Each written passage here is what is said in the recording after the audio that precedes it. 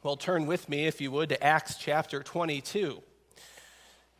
Acts chapter 22, as we start a new chapter today in our journey in the book of Acts, but literally pick up right where Mike left us off last week at the end of chapter 21, where, as Mike alluded to earlier, we saw Paul there at the top of the stairs of the barracks of the Roman garrison in the temple there in Jerusalem. And hopefully there's a picture there, yes, on the screen, that tower there on the far right was where the Roman garrison was. They were there for security.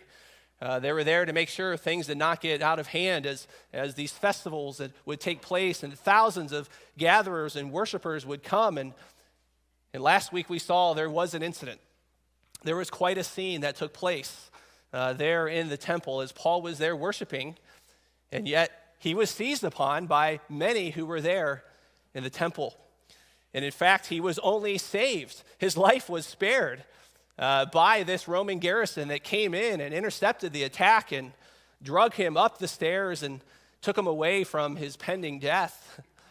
But yet, even his saviors, the Roman garrison, was wondering, what is with this guy? Who is he?